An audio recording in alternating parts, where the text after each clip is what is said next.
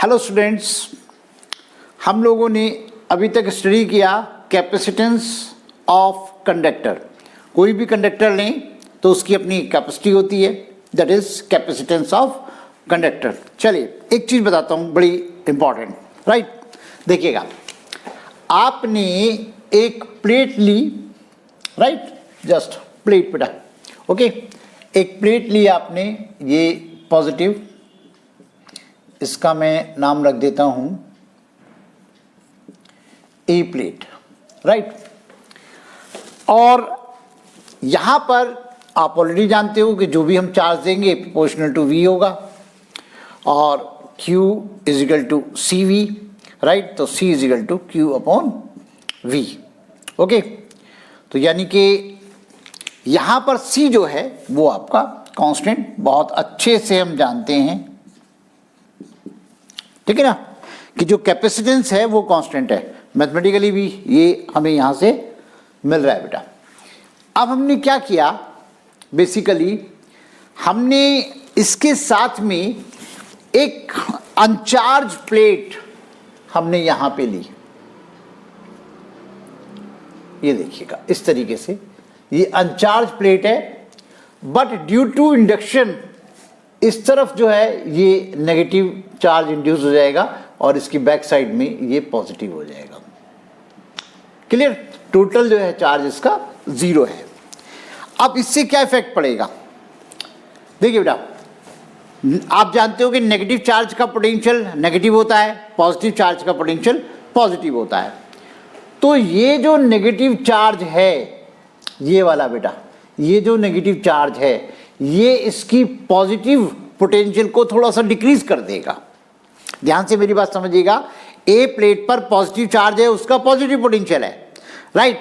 लेकिन ये वाला जो नेगेटिव चार्ज है, कुछ इसके पोटेंशियल को, कुछ, राइट, उसके ए प्लेट की पोटेंशियल को थोड़ा सा डिक्रीज कर देगा।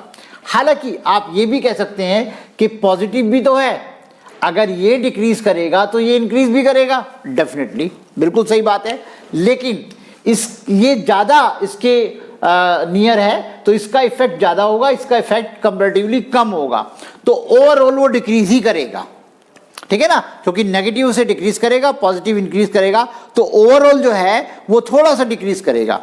जब यहां पर पोटेंशियल, देखिए जैसे मैं इसको यहां लिख देता हूं, जैसे C is equal to Q upon V में अगर हमारा तो यहां पर V डिक्रीज हो रहा है, ये इस तरीके से, तो इस तरफ देखिए हमारा जो C है वो आपका इंक्रीज होगा। यहां पर आप ध्यान दीजिएगा कि मैं C क्या है, कैपेसिटेंस ऑफ कंडक्टर। कंडक्टर कौन सा, ए प्लेट की मैं बात कर रहा हूं, राइट। कैपेसिटेंस ऑफ कंडक्टर यानी ए प्लेट का कैपेसिटेंस। तो यहां पे आप देखिए हमने कोई चार्ज में कोई चेंज नहीं किया है, चार्ज उतना ही है, राइट। लेकिन बड़ी समझदारी से एक अनचार्ज प्लेट रखी है यहां पे, ओके।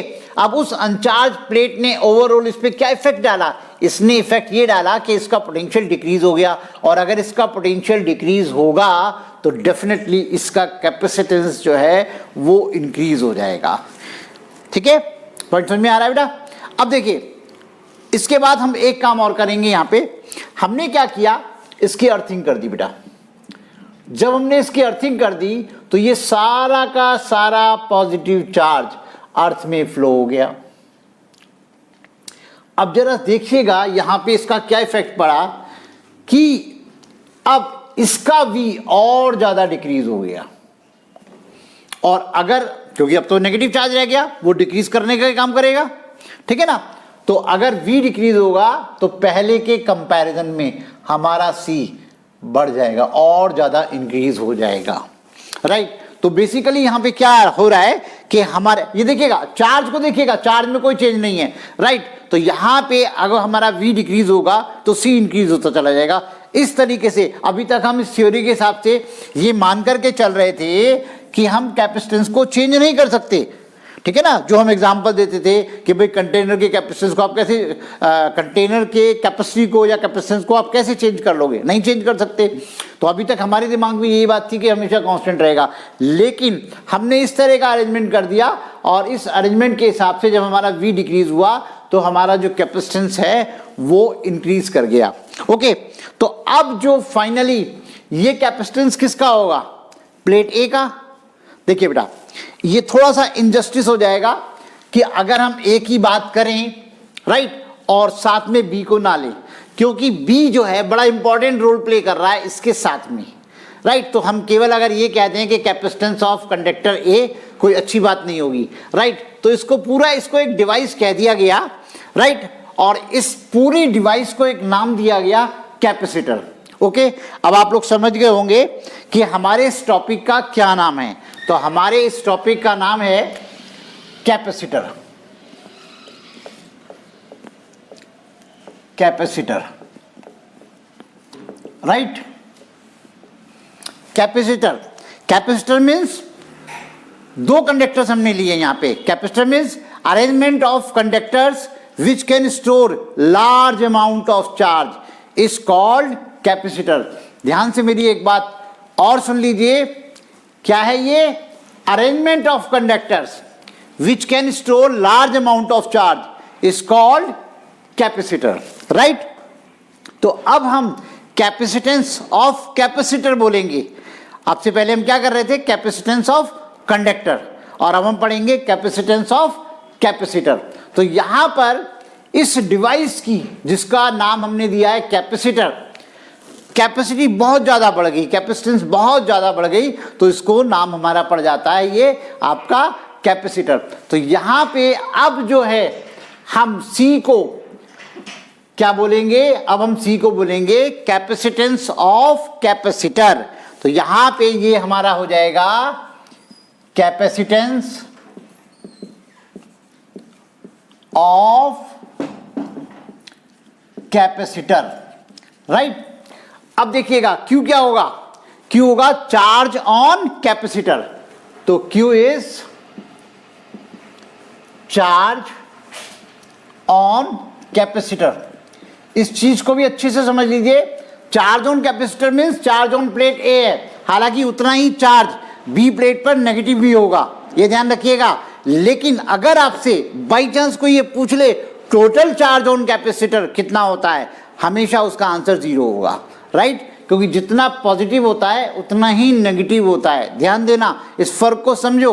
अगर आपसे सिंपली वो चार्ज ऑन कैपेसिटर कहता है तो आप चार्ज की वैल्यू बता देंगे कि ए प्लेट पर, पहली प्लेट पर कितना चार्ज है, और साथ में ये भी ध्यान रखेंगे जितना ए प्लेट पर यानी पहली प्लेट पे चार्ज होता है उतना ही नेगेटिव चार्ज होता है बी प्लेट पे। लेकिन अगर वो आपसे बोले कि टोटल चार्ज कितना है, तो आप टोटल चार्ज बोलेंगे हमेशा 0 बोलेंगे। जैसे इलेक्ट्रिक डाइपोल के केस में आपको याद होगा, अगर टोटल चार्ज पूछा जाएगा तो वो भी हमेशा 0 होगा। ओके, तो यहां पे हमारे पास सी, ध्यान रखेंगे, कैपेसिटेंस ऑफ कैपेसिटर क्यू हो गया, Q is charge on capacitor, और वी आ जाता है, V is potential difference between the plates of capacitor, right. इस तरीके से हम इस फॉर्मूले को यूज करेंगे। आप डेफिनेटली एनर्जी स्टोर कर रहा है, चार्ज स्टोर कर रहा है, तो इलेक्ट्रिक पोटेंशियल एनर्जी यहां पे हो जाएगी आपकी हाफ CV², वही फॉर्मूले हमारे यूज होंगे, या फिर हाफ Q²/C, और you can take half Q × V। तो ये जो है इस तरीके से हमारे फॉर्मूले जो हैं वो लिए जाएंगे। अब इसमें एक चीज देखिएगा, जैसे कि मैंने बताया कि ये वाला जो कैपेसिटर है, अब देखिएगा ये जो कैपेसिटर है, जैसे ये 2 प्लेट्स हैं, ये देखिए इस तरीके से ये ऐसे रखे हुए हैं, ठीक है ना। तो ये डिजाइन के अकॉर्डिंगली इसको बोलेंगे parallel plate capacitor, right. Particular इस केस में बोलेंगे इसको पैरेलल प्लेट कैपेसिटर। मैं यहाँ नाम मेंशन कर देता हूँ, ये आपका हो जाएगा parallel plate capacitor, parallel plate capacitor, ठीक है ना। वैसे इसमें स्फेरिकल कैपेसिटर होता है, सिलेंड्रिकल कैपेसिटर होता है, वो स्फेरिकल फॉर्म में होता है तो वो स्फेरिकल कैपेसिटर होता है, सिलेंड्रिकल फॉर्म में होता है तो सिलेंड्रिकल कैपेसिटर होता है। बात, जैसे आप लोग रेजिस्टेंस का सिंबल बनाते हो, इस तरीके से सेल का सिंबल आप बनाते हो, राइट, अपने मुस्कुराने का सिंबल आप बनाते हो, ओके, अपने दुखी होने का, रोने का सिंबल बनाते हो, ऐसे ही ये है आपके कैपेसिटर का सिंबल, जरा ध्यान रखिएगा, इस तरीके से कैपेसिटर बनाया जाता है, या इसका सिंबल कुछ इस तरह भी होता है, इसमें ये एरो बना देते हैं, तो ये वेरिएबल कैपेसिटर हो गया बेटा, ये आपका वेरिएबल कैपेसिटर हो गया, राइट। ओके बेटा, तो ये हमारा कैपेसिटर रहा, और कौन सा कैपेसिटर रहा? पैरेलल प्लेट कैपेसिटर, इसको नहीं भूलना, राइट, पैरेलल प्लेट कैपेसिटर। तो पहले आपको ध्यान होगा हमने स्फेरिकल बॉडी का कैपेसिटेंस निकाला था, capacitance of spherical conductor, right. अब हम निकालेंगे capacitance of parallel plate capacitor. Capacitance of a parallel plate capacitor। तो बहुत इंपॉर्टेंट डेरिवेशन है बेटा, ये ध्यान देंगे सब लोग।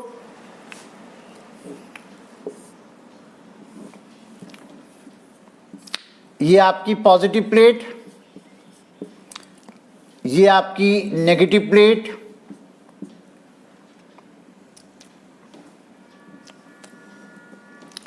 इसमें दोनों प्लेट्स के बीच का डिस्टेंस है d,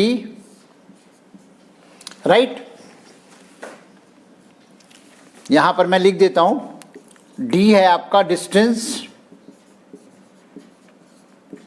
between the plates of capacitor, और A है आपका area of each plate, area of each plate. इसमें कोई कंफ्यूजन नहीं है, जैसे ये आपका पैरेलल प्लेट कैपेसिटर था ना, ये देखिए ये वाला, तो एक प्लेट का एरिया, राइट, इस तरीके से। ओके, अब देखिएगा गॉस थ्योरम के टॉपिक में लास्ट में जो हमने एप्लीकेशंस ऑफ गॉस थ्योरम किए थे, वहां पर हमने एक पॉजिटिव और नेगेटिव प्लेट के बीच में इलेक्ट्रिक फील्ड फाइंड आउट किया था।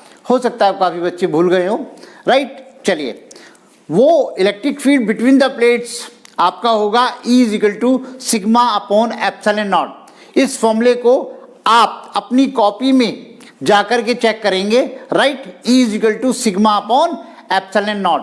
चलिए ठीक है, electric field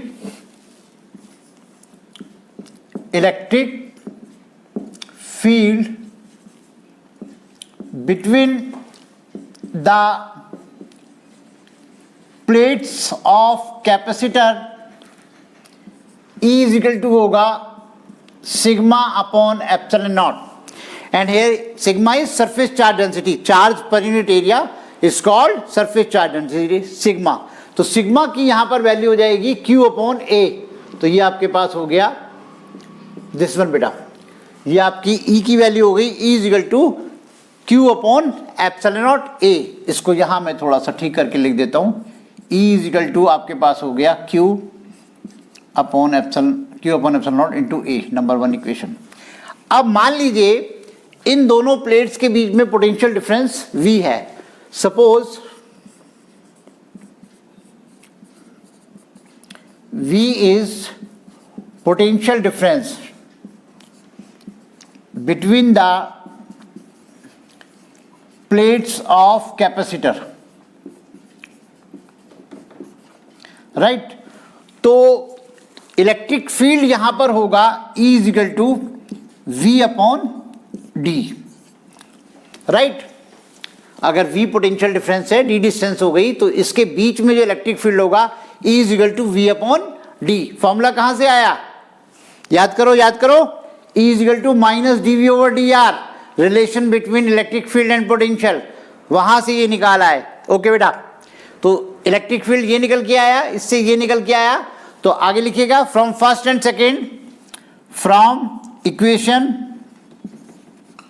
first and second, ये आपका हो जाएगा V upon D is equal to Q upon epsilon naught A, that means V is equal to QD upon epsilon naught into A। ये आपका पोटेंशियल डिफरेंस आ जाता है बेटा, ठीक है ना।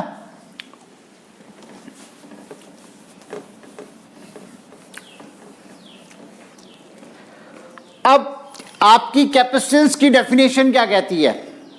कैपेसिटेंस की डेफिनेशन कहती है C is equal to Q upon V, और V हमारे पास ये रहा बेटा, राइट। तो चलिए लिखिएगा, according to definition of capacitance, according to definition of capacitance, right. तो आपने लिखा C is equal to Q upon V, और V की ये वैल्यू मैं यहां पुट करने जा रहा हूं, तो ये आपका हो जाएगा Q अपॉन V है आपका QD upon epsilon naught A, तो C इज इक्वल टू हो जाएगा epsilon naught A upon D। This is capacitance of a parallel plate capacitor. ध्यान दीजिए बच्चों, C is equal to epsilon naught A upon D। Parallel plate capacitor में दो चीजें आपको जरूरत होती हैं, कौन कौन सी? आपको प्लेट का एरिया मालूम होना चाहिए, आपको उन दोनों प्लेट्स के बीच का डिस्टेंस मालूम होना चाहिए, एप्सिलॉन नॉट तो हर एक बच्चे को पता ही होता है, right.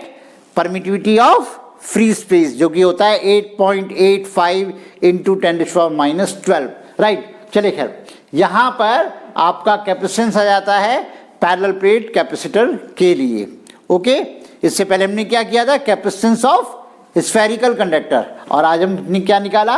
Capacitance of parallel plate capacitor. तो बच्चों हमारा पैरेलल प्लेट कैपेसिटर का फॉर्मूला आया C is equal to epsilon naught A upon D, right. तो एरिया, अब देखिए सीधे सीधे जो न्यूमेरिकल्स होंगे वो आप आराम से कर लेंगे, आपको एरिया मिलेगा, आपको डिस्टेंस मिलेगी, आप C इजीली कैलकुलेट कर लेंगे, ओके। अब मान लिया, एक चीज बताइएगा, अगर एरिया डबल कर दिया तो कैपेसिटेंस की वैल्यू पे क्या इफेक्ट पड़ेगा? डेफिनेटली कैपेसिटेंस की वैल्यू डबल हो जाएगी। और अगर मान लो distance between the plates double कर दी जाए, यानी D को डबल कर दिया, तो कैपेसिटेंस पे क्या इफेक्ट पड़ेगा, राइट। जो बच्चे सोच रहे हैं कि कैपेसिटेंस हाफ रह जाएगा, डेफिनेटली वो बिल्कुल सही सोच रहे हैं, राइट। अगर हम डिस्टेंस को डबल कर देंगे तो कैपेसिटेंस हमारा हाफ रह जाएगा। तो ये सीधे सीधे न्यूमेरिकल्स तो आप इजीली खुद भी कर सकते हैं। चलिए मैं एक क्वेश्चन लेता हूं, तो देखिएगा इस क्वेश्चन को आप लोग देखिए, राइट। हाँ बेटा, क्वेश्चन देखिएगा, an air capacitor has plates of 6 centimetre diameter, right. At what distance should be plates be placed so as to have the same capacitance as a sphere of diameter 90 centimeter? ऊपर से उड़ गया? नहीं, ध्यान दो question पे, right. Question को एक बार फिर पढ़ो बहुत ध्यान से। देखिए इसमें वो एक तरफ तो बात कर रहा है पैरेलल प्लेट कैपेसिटर की, राइट। एक तरफ बात कर रहा है वो पैरेलल प्लेट कैपेसिटर की, यानी कि इसकी बात कर रहा है C is equal to epsilon A upon D, right. और उस पैरेलल प्लेट कैपेसिटर में जो एरिया आप यूज करेंगे पाई R स्क्वायर, राइट, क्योंकि आपको उसका डायमीटर 6 सेंटीमीटर गिवन है, तो यहां से आपका एरिया निकल करके आ जाएगा, ठीक है ना। और इसमें आपके पास दूसरा जो कैपेसिटर है, इसको C डैश ले लेते हैं, दूसरा कैपेसिटर नहीं है, दूसरा है स्फेरिकल कंडक्टर, राइट, जिसके लिए हम ये फॉर्मूला पहले यूज कर चुके हैं 4 पाई एप्सिलॉन नॉट R, और यहां पर R आपको गिवन है 90/2 सेंटीमीटर, ओके। और वो ये कहता है कि ये दोनों कैपेसिटेंस, क्वेश्चन ध्यान से पढ़ते रहिए, देखते रहिए, ये दोनों कैपेसिटेंस आपस में बराबर हैं, राइट। और क्या पूछा गया है? D पूछा गया है, तो दैट मीन्स हम क्या करेंगे?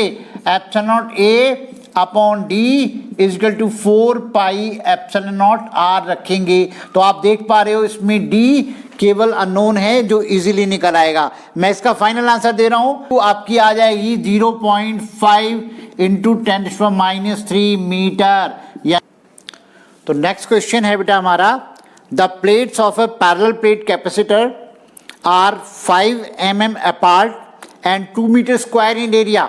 देखिए आपको एरिया मिल गया, आपको D मिल गया, आप इजीली कैपेसिटेंस निकाल लेंगे, राइट।